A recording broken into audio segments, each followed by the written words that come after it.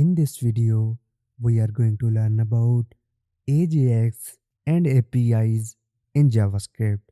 And these are two important concepts that will allow us to create dynamic and interactive web applications that can communicate with other web services and exchange data.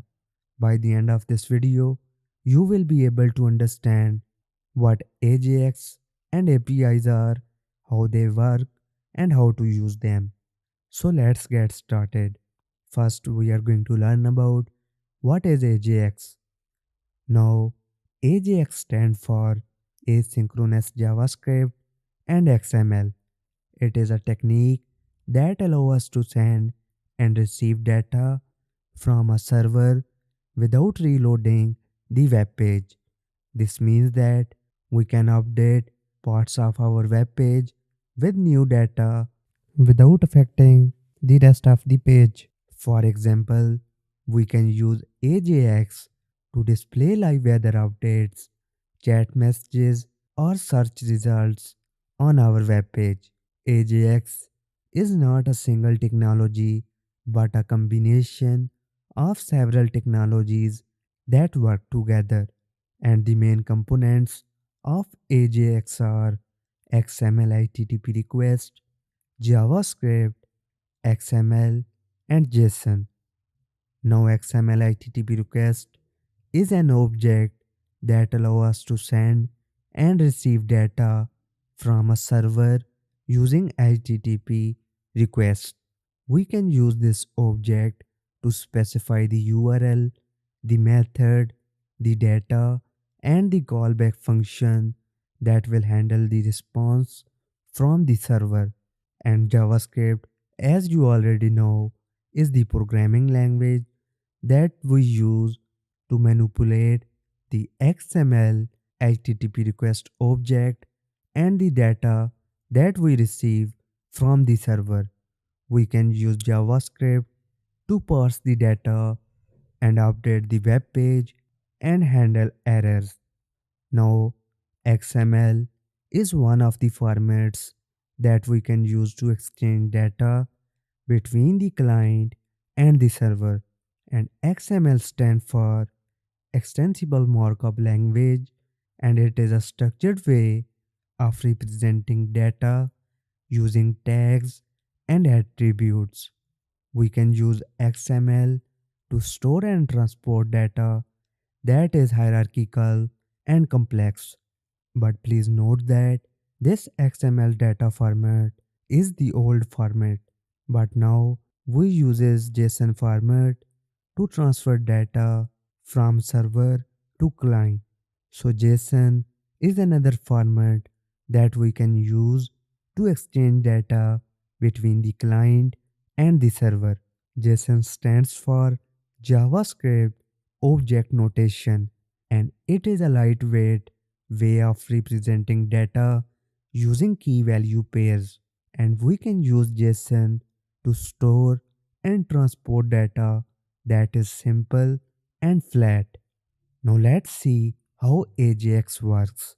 So imagine that we have a JavaScript application that runs in the browser, which is also known as client, and we want to get some data from a web server.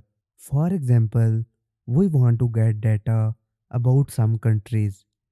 With AJAX, we can make an HTTP request to the server which has the data that we need, and then the server will send back a response with the data that we asked for, and this communication between client and server is done asynchronously in the background.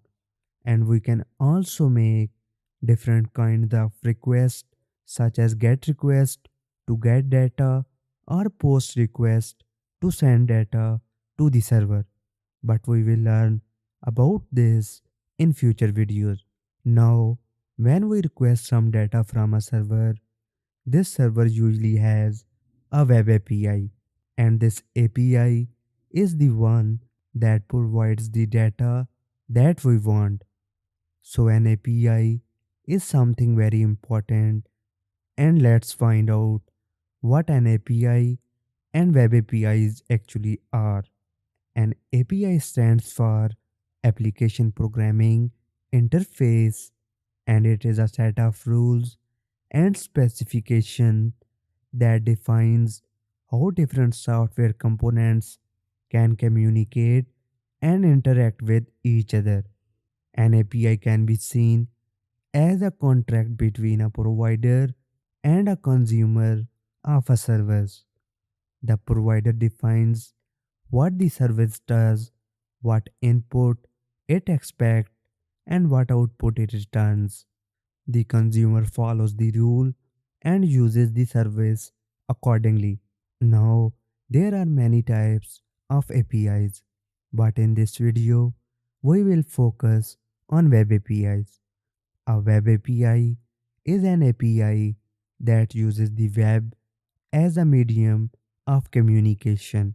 A web API allows a web service to expose its functionality and data to other web application or clients. For example, a web service that provides weather information can have a web API that allow other web application to request and receive the weather data.